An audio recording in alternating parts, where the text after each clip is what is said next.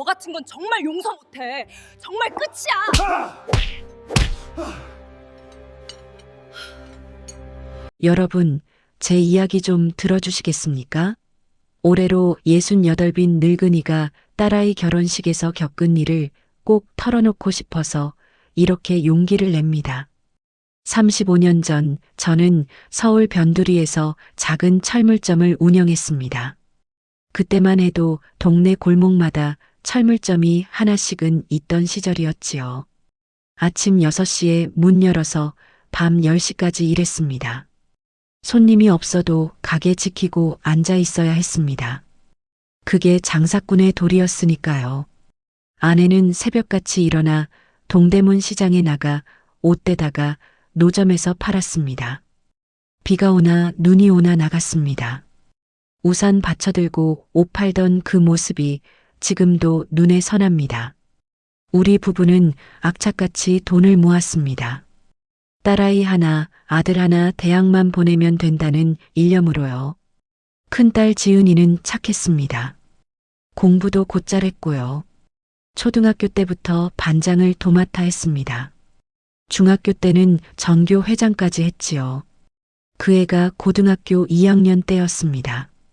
어느 날 밤 11시쯤 되어 집에 들어왔는데 눈이 퉁퉁 부어 있더군요. 지은아, 무슨 일 있었니?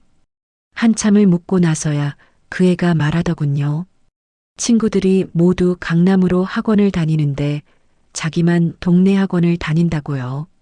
친구들이 명품 가방을 메고 다닐 때 자기만 시장에서 산 가방을 맨다고요. 그날 밤 저는 아내와 밤새 이야기했습니다. 우리가 돈을 못 벌어서 아이가 상처받는구나. 더 열심히 살아야겠다고요. 그 후로 저는 철물점 외에 밤에는 택시 운전도 시작했습니다.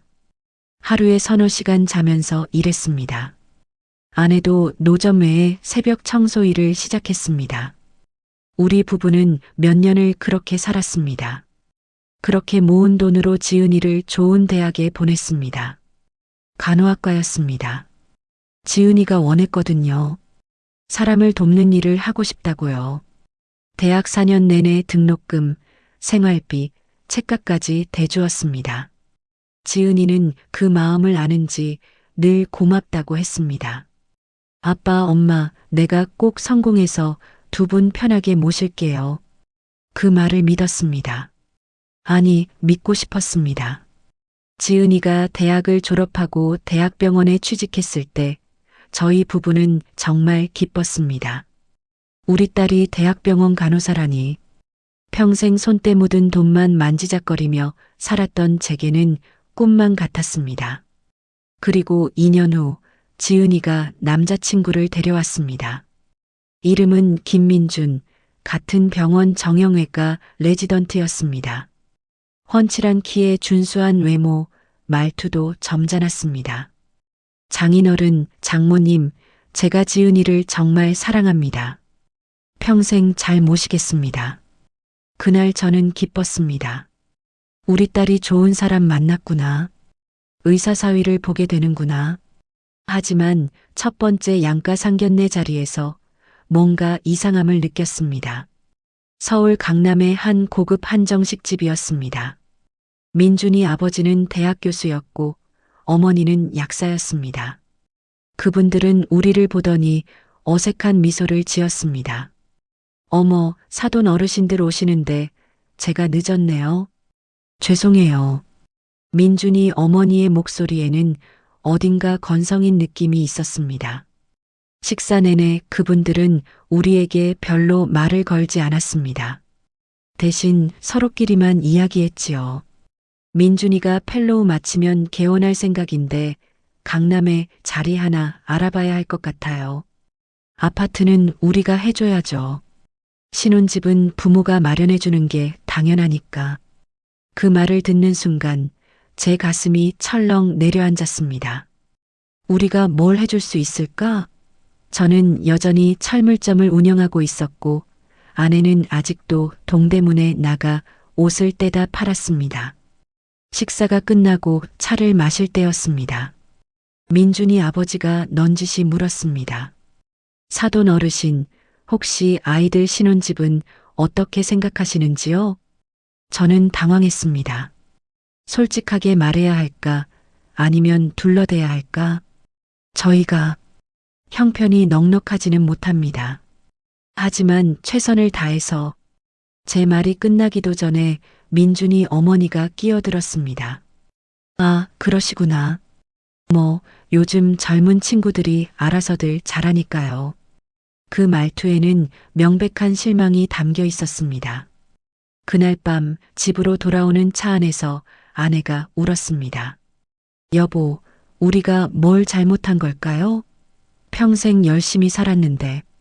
저는 아내의 손을 꼭 잡았습니다. 말은 하지 못했습니다. 제 목도 막혔거든요.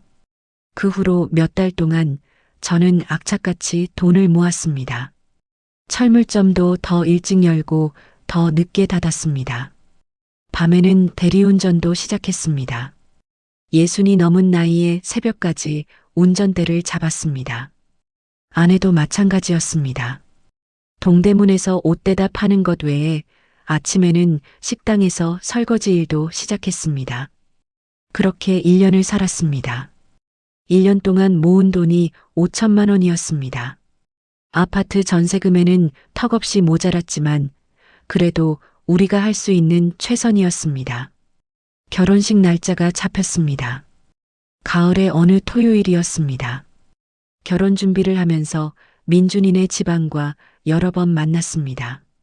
만날 때마다 그분들의 태도는 점점 더 차가워졌습니다.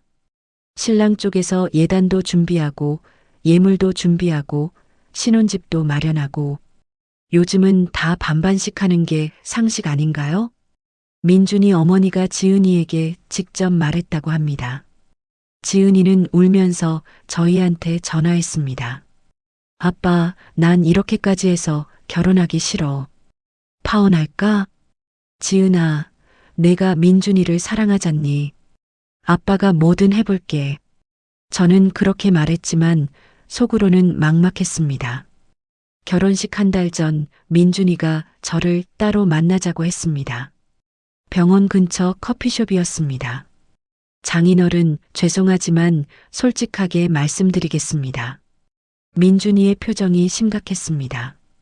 저희 부모님이 신혼집 문제로 많이 걱정하세요. 제가 의사이긴 하지만 아직 레지던트고 당분간은 수입이 많지 않습니다. 저희 집에서 전세금 전액을 부담하기는 부담스럽다고 하세요. 김서방, 내가 5천만 원을 준비했어. 부족하지만. 5천만 원이요? 민준이의 눈빛이 차갑게 변했습니다. 강남에 전세 구하려면 최소 3억은 필요합니다. 5천만 원으로는 보증금도 안 됩니다. 그럼 강남이 아니라 다른 곳은 어떨까? 제 목소리는 떨리고 있었습니다. 장인어른, 제 아내가 될 사람이 동네 아파트에서 사는 건 안 됩니다. 지은이도 대학병원 간호사인데 그 정도 체면은 지켜줘야 하지 않겠습니까? 순간 저는 화가 치밀었습니다. 하지만 꾹 참았습니다. 딸아이 결혼이 깨질까 봐요. 알겠네. 그럼 내가 더 알아보도록 하지. 그날 집에 돌아와서 저는 평생 모아둔 적금을 모두 해지했습니다. 거기에 철물점 권리금까지 포기하고 가게를 정리했습니다. 35년 동안 지켜온 가게였습니다. 그렇게 모은 돈이 1억 5천만 원이었습니다. 여전히 부족했지만 더 이상은 방법이 없었습니다. 결혼식 2주 전 다시 양가 모임이 있었습니다. 이번에는 민준이네 집에서였습니다. 강남의 고급 아파트였습니다. 현관을 들어서는 순간부터 압도당하는 느낌이었습니다. 사돈 어르신들, 어서 오세요. 민준이 어머니는 웃으며 맞았지만 그 웃음에는 온기가 없었습니다. 거실에 앉아 차를 마시면서 민준이 아버지가 말했습니다. 사돈, 신혼집 문제는 어떻게 되었습니까? 저희가 3억을 준비했는데 사돈 쪽에서도 같은 금액을 부담해 주셔야 할 것 같습니다. 저희가 1억 5천만 원을 준비했습니다. 제 목소리는 떨렸습니다. 1억 5천? 그게 다입니까? 민준이 어머니의 목소리에 명백한 경멸이 섞여 있었습니다. 평생 장사하셨다면서요? 딸 하나 시집 보내는데 그것밖에 못 해주십니까? 그 순간 제 머릿속이 하얘졌습니다. 35년 동안 새벽같이 일어나 밤늦게까지 일한 세월이 주마등처럼 스쳐 지나갔습니다. 죄송합니다. 저희가 형편이 안 되면 딸을 그렇게 키우셨어야죠. 대학병원 간호사까지 만들어 놓고 뒷받침은 안 해주시면 어떡합니까? 민준이 아버지의 말에 저는 고개를 들 수가 없었습니다. 그때 지은이가 울면서 말했습니다. 그만하세요.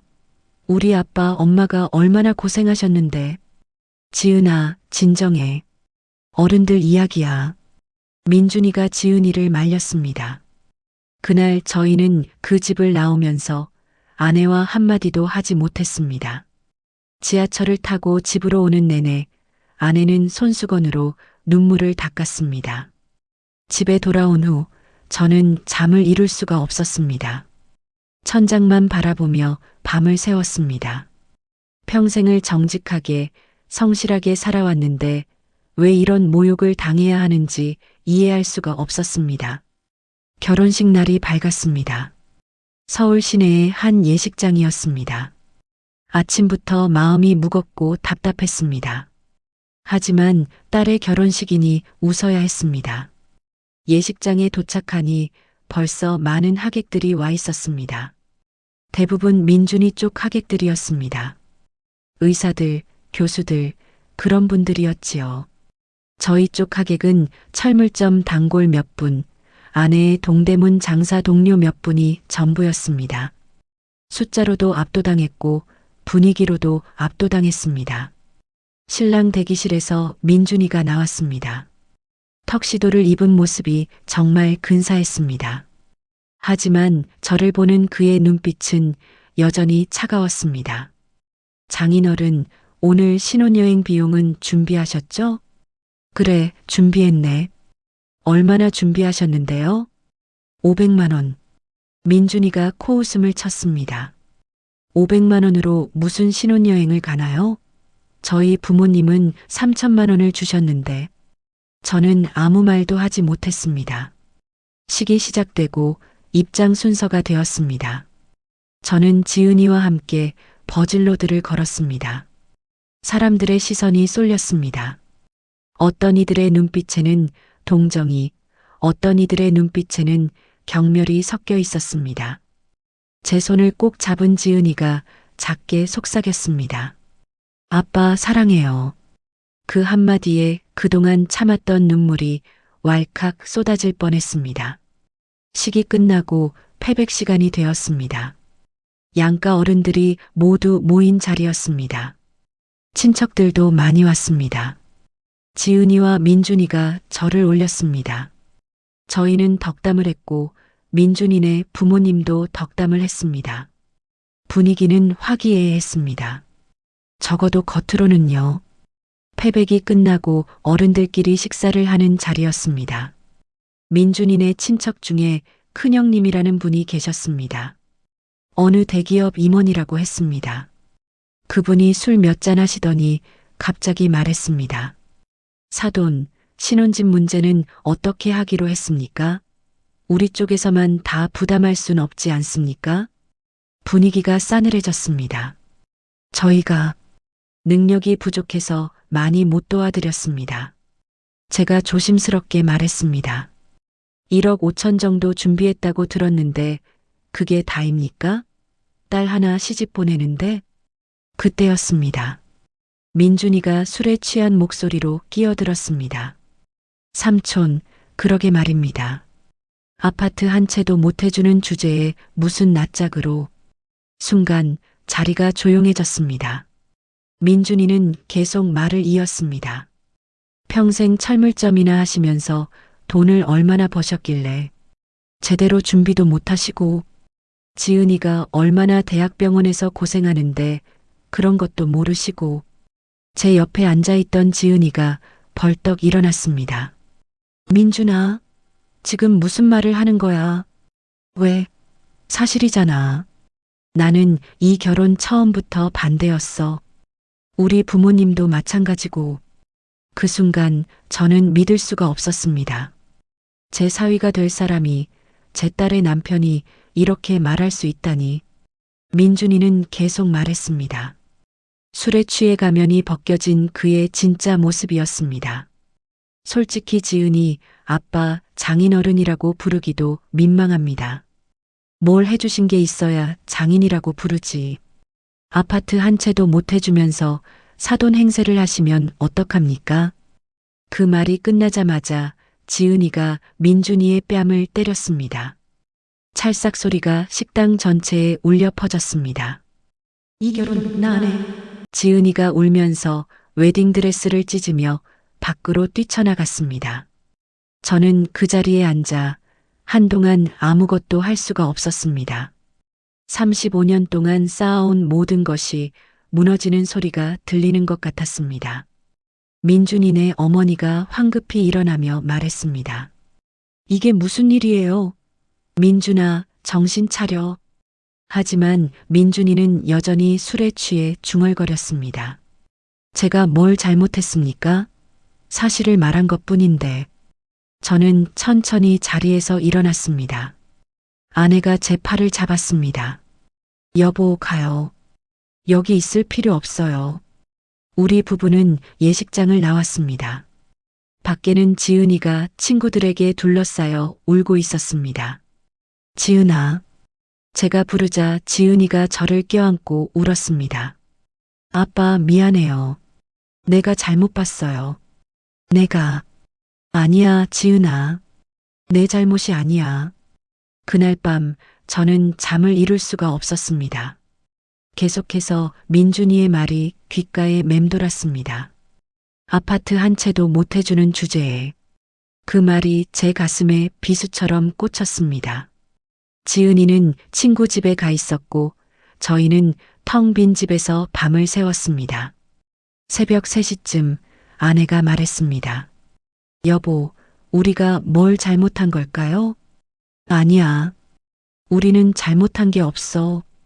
그렇게 대답은 했지만 속으로는 확신이 없었습니다. 다음 날 아침 지은이가 집에 돌아왔습니다. 눈이 퉁퉁 부어 있었습니다. 아빠, 미안해요. 내가 잘못 봤어요.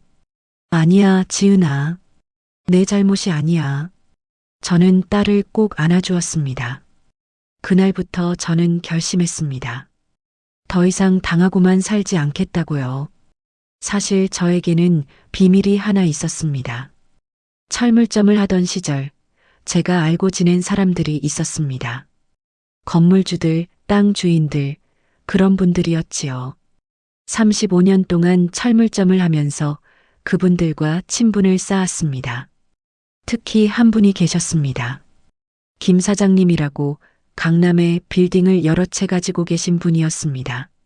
제가 철물점 하던 시절 그분의 빌딩 공사에 자재를 공급한 적이 있었습니다.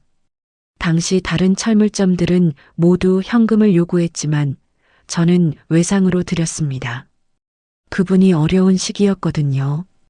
6개월 후에 갚겠다고 하셨고 저는 믿었습니다. 주변 사람들은 모두 말렸습니다. 그렇게 큰 돈을 외상으로 주면 떼일 수도 있어. 하지만 저는 그분을 믿었습니다. 6개월 후 그분은 약속을 지켰습니다. 원금은 물론이고 이자까지 얹어서 갚아주셨습니다. 그때부터 우리는 친분을 유지했습니다. 결혼식이 파토난 지 일주일 후 저는 김 사장님을 찾아갔습니다. 사장님, 부탁이 하나 있습니다. 제가 그동안의 일을 모두 말씀드렸습니다. 김 사장님은 조용히 듣고 계시다가 말씀하셨습니다. 그 김민준이란 친구 어느 병원에 있다고 했지? 강남대학병원 정형외과입니다. 알았네. 내가 알아볼게. 사흘 후 김 사장님에게서 연락이 왔습니다.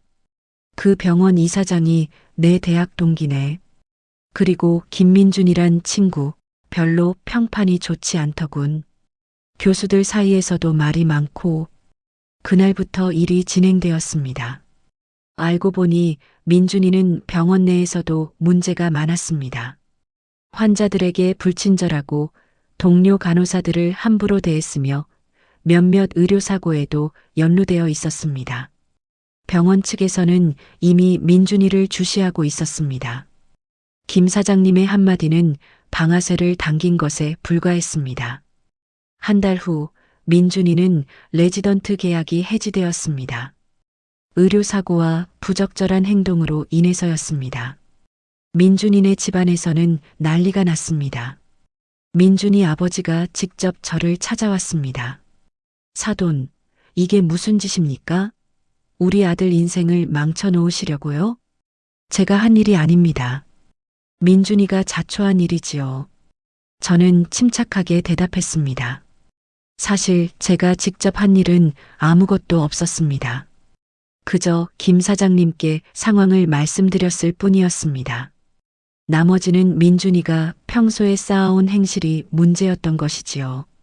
하지만 민준이네 집안에서는 저를 원망했습니다. 민준이는 다른 병원으로 옮기려 했지만 소문이 퍼진 후라 쉽지 않았습니다. 그로부터 6개월 후 민준이는 결국 지방의 작은 병원으로 내려갔습니다. 개원할 꿈도 강남 아파트에서 살 꿈도 모두 물거품이 되었습니다. 지은이는 그 후로 1년 정도 마음고생을 했습니다. 하지만 시간이 지나면서 점점 회복했습니다. 그리고 2년 후 좋은 사람을 만났습니다. 이번에는 같은 병원의 내과 의사였습니다. 이름은 황정민, 민준이와는 전혀 다른 사람이었습니다. 정민이는 시골에서 자란 평범한 집안 출신이었습니다. 아버지는 농사를 짓고 어머니는 작은 슈퍼를 운영하셨습니다. 정민이를 처음 만난 날 그는 제게 이렇게 말했습니다. 장인어른, 저는 지은이를 정말 사랑합니다. 제가 가진 건 많지 않지만 평생 지은이를 소중히 여기겠습니다. 그의 눈빛에는 진심이 담겨 있었습니다.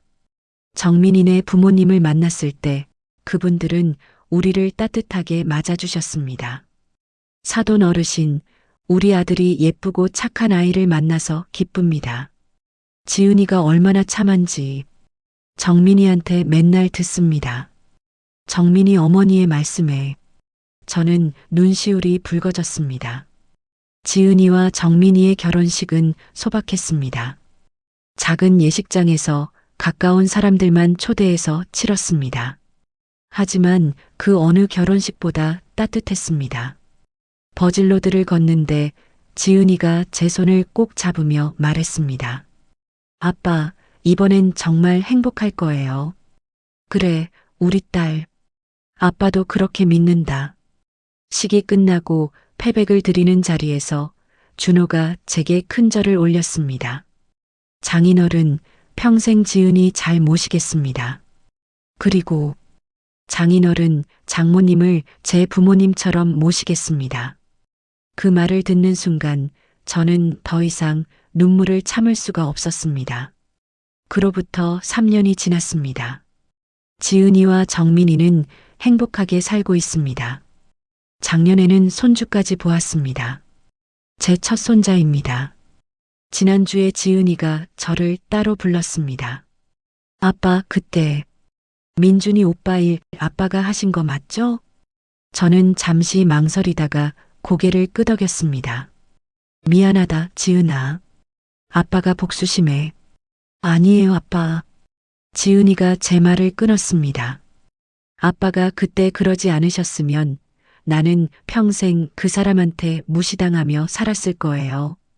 아빠가 나를 지켜준 거예요. 지은이의 눈에 눈물이 고였습니다. 그리고 아빠, 나 이제 알았어요. 진짜 부자가 뭔지. 아파트 몇 채 있는 게 부자가 아니라 사람을 소중히 여길 줄 아는 게 진짜 부자더라고요. 그 말을 듣는 순간 저는 평생 쌓였던 한이 다 풀리는 것 같았습니다. 여러분, 제 이야기를 여기까지 들어주셔서 감사합니다. 세상은 돈으로 평가하고 집으로 평가하고 학벌로 평가합니다. 하지만 진짜 중요한 건 사람입니다. 사람을 어떻게 대하는가, 그게 그 사람의 진짜 가치를 말해줍니다. 요즘 젊은 세대에게 말하고 싶습니다. 결혼할 때 집이 중요한 게 아닙니다. 학벌이 중요한 게 아닙니다. 그 사람의 인품이 중요합니다. 그리고 우리 같은 나이 든 세대에게도 말하고 싶습니다. 우리가 자식들에게 큰 유산을 남기지 못해도 괜찮습니다. 정직하게 살아온 삶, 사람을 소중히 여긴 삶, 그게 최고의 유산입니다. 아파트 한 채 못 해주는 주제라는 말을 들었을 때 저는 정말 비참했습니다. 하지만 지금은 압니다. 그 말을 한 사람이 더 비참한 삶을 살게 될 거라는 것을요. 시간이 모든 것을 증명해 줄 것입니다. 여기까지 재미있게 들으셨다면 구독과 좋아요 부탁드려요.